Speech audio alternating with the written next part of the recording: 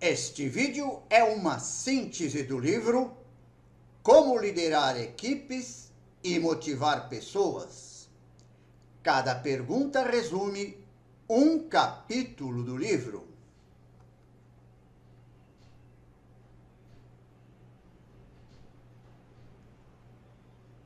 Como é que o líder consegue conquistar e motivar seus seguidores?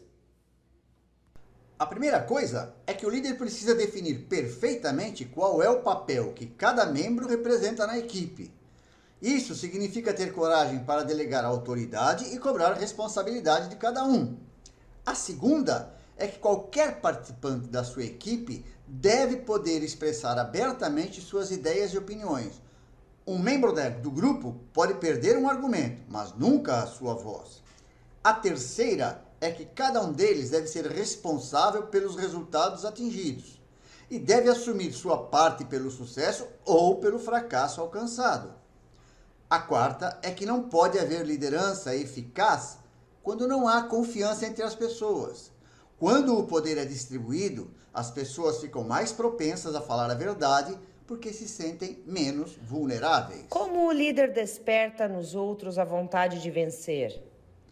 Existem três maneiras para o líder impulsionar a equipe. As recompensas materiais são aquelas que oferecem o maior atrativo para uma pessoa. Parte da felicidade dessa pessoa resulta da posse de bens materiais. Isso se confirma pelo fato que o comportamento humano é modificado e motivado pela perspectiva de aumentar seus ganhos e com isso melhorar o seu padrão de vida. A segunda forma é que um dos fatores que motiva as pessoas é o reconhecimento público pelos seus colegas de trabalho. A motivação nesse caso é o afago no ego. As pessoas são vaidosas e gostam de ter suas competências reconhecidas pelos seus pares. Isso acontece porque o grupo exerce um papel importante no seu dia a dia. A terceira maneira é que algumas pessoas são motivadas pela autorrealização de seus objetivos pessoais. Para essas pessoas, o mais importante não é ganhar dinheiro nem se valorizar perante o grupo de trabalho, mas sim é a felicidade íntima de alcançar os objetivos que permitam a sua realização pessoal. Elas preferem fazer aquilo que gostam, mesmo correndo o risco de não atingir recompensas materiais ou de não serem valorizadas pelo grupo. A verdadeira recompensa que esperam obter é aquela que o seu eu julga ser importante. Por que é que o maior desafio da liderança é corrigir a miopia da gestão? A gestão é míope por natureza. Ela só enxerga o aqui e o agora. Seu horizonte de resultados é o curto prazo e suas preocupações estão relacionadas com as metas e os objetivos existentes para o momento atual. A função do gestor é manter o status quo e trabalhar concentrado nos sistemas e na estrutura estabelecida. Já a liderança tem que enxergar além do horizonte. O líder trabalha para o longo prazo. A principal responsabilidade do líder é desafiar o status quo do presente. Ele geralmente precisa encontrar soluções fora da caixa. Só que para fazer isso, ele às vezes tem que romper com o sistema e com a estrutura estabelecida. Então o que nós podemos dizer é que a gestão associada à liderança maximiza os resultados através dos sistemas administrativos e das pessoas. Afinal, o que fazem os líderes? Existem 8 papéis chaves que são responsabilidades da liderança. O primeiro é o de ser o treinador, treinar a equipe e deixar a equipe preparada para o trabalho. O segundo é organizar a equipe, ter um organograma bem definido, as pessoas colocadas nos seus lugares corretos. O terceiro é como negociador. O líder precisa negociar não só com os membros da equipe, como com os seus superiores, como também com os clientes. O quarto é ser o porta-voz, isto é, ele precisa atuar exercendo a função de liderança perante um público que pode ser a própria equipe, os clientes, os fornecedores, outros gestores da própria empresa ou até um público externo. Depois, o líder é um representante social. Nas inaugurações de lojas e centros de distribuição de clientes e fornecedores importantes e em outras cerimônias sociais que exigem um representante da empresa, o líder precisa assumir essa posição frente a esse público. O líder tem que ser um consultor técnico também. Ele é uma pessoa a quem a equipe procura quando tem dúvidas e quando precisa resolver problemas que acontecem em situações diárias no mercado. O líder precisa ser um empreendedor. Apesar dele não ter uma total autonomia de trabalho, ele precisa ser arrojado, precisa ter coragem de assumir desafios. E por último, ele é um membro da equipe, quer queira, quer não, ele faz parte do grupo e tem que assumir essa posição. É melhor ser um líder de valor ou um líder de sucesso? Existem duas posições extremas do líder. Numa delas é quando ele é o líder amigão, e na outra, quando é o líder mão de ferro. O amigão é o que participa das redes sociais com os membros da equipe, arranja um jeitinho de proteger os colegas, mesmo quando o desempenho foi um pouco ruim. Já o líder mão de ferro, ele não participa nem do Instagram, nem do Facebook, nem do Twitter com a equipe. Só dá valor para os resultados quando esses estão acima, muito acima da meta, e costuma punir severamente o mau desempenho. Entre os dois, fica o que nós poderíamos chamar do líder de valor, que é aquele que cria um ambiente agradável, trata todos de igual para igual, implanta as mudanças quando elas são necessárias, torna gratificante o prazer da equipe, mas também fixa objetivos desafiadores, mostra os instrumentos para atingir esses objetivos, apresenta os procedimentos que devem ser seguidos, esclarece as expectativas individuais e cria o envolvimento da equipe. Esse é o que nós chamamos de um líder de valor. Por que é que a competência do líder é o seu passaporte para o sucesso?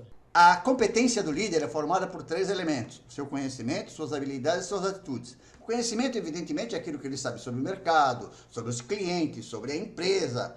As habilidades é o saber fazer, né? Ele sabe fazer, ele sabe liderar, ele tem capacidade técnica para liderar, ele consegue conversar com os clientes, ele consegue resolver os problemas da equipe. E por último, suas atitudes, que são, na verdade, o seu saber ser. É a forma como ele se comporta com a equipe, a forma como ele se comporta com o seu superior, como ele se comporta com o público externo.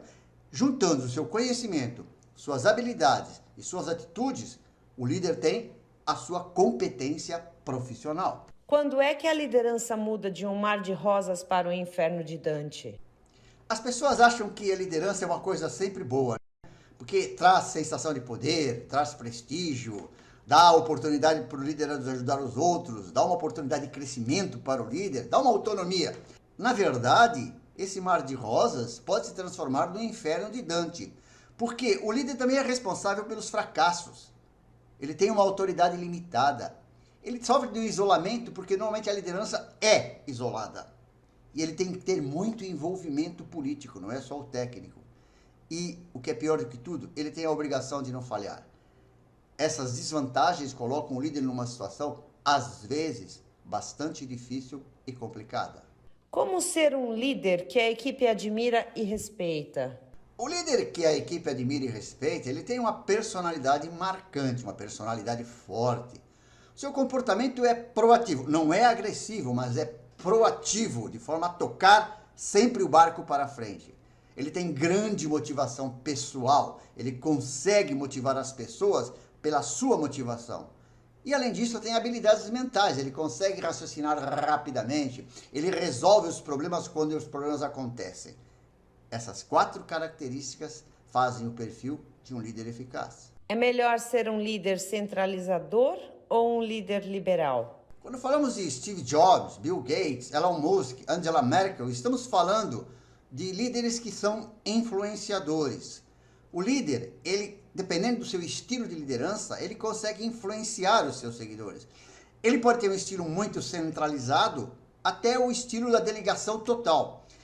Não existe um estilo que seja correto. O estilo vai depender da necessidade, do momento, da situação. Há momentos em que a centralização é importante, são momentos em que ele precisa agir e agir de forma forte. E há momentos em que delegar é fundamental para dar mais motivação para a equipe. Então, centralizar, abrir, delegar vai depender justamente da situação, do momento e dos objetivos do líder e da equipe. Como fazer a equipe superar seus limites e vencer desafios? A liderança pressupõe um foco no trabalho das pessoas, mas também um foco no resultado. De nada adianta um líder ter um foco muito grande sobre as pessoas e não ter nenhum foco no resultado. O líder fraco é aquele que não tem nem o foco no resultado, nem o foco nas pessoas. Por outro lado, o líder social é aquele que tem um alto foco nas pessoas, mas tem muito pouco, está muito pouco focado nos resultados. O autoritário trabalha muito em cima do resultado e pouco nas pessoas. O líder equipe é aquele que consegue manter um equilíbrio entre o resultado e o bem-estar das pessoas. E o líder estresse é aquele que força ao máximo os resultados através das pessoas.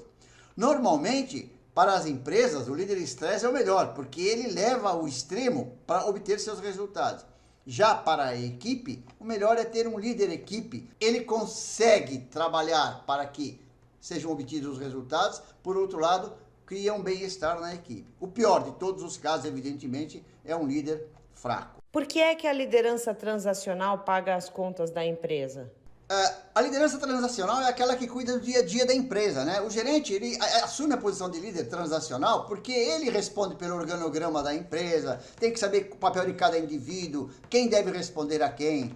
Depois, as recompensas eventuais, pequenas ou grandes, as punições ele também tem que fazer. E o comprometimento, quer dizer, precisa deixar com que as pessoas se sintam responsáveis pelas coisas que estão fazendo.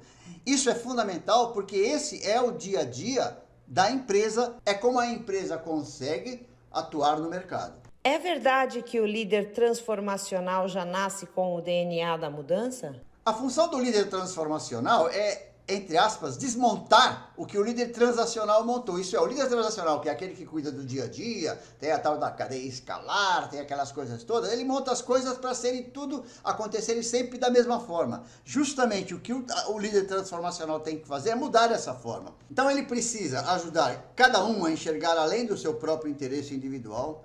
Ele precisa motivar e promover a busca da autorrealização. Ele tem que desenvolver um sentido de equipe, justificar a necessidade das mudanças, fortalecer compromisso com essa mudança e, o que é mais importante, criar um senso de urgência na equipe para que ela se prontifique a fazer as mudanças. Por que todo líder situacional precisa ser mutante e polivalente?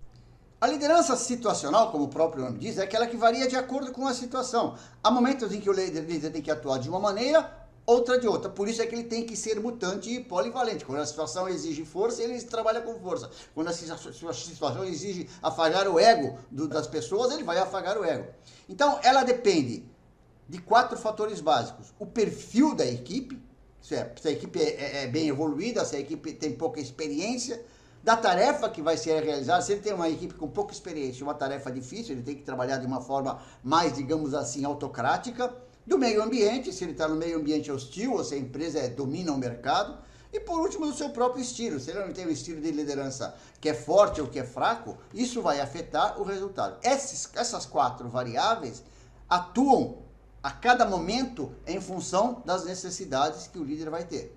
Como o líder carismático exerce seu poder sobre a equipe?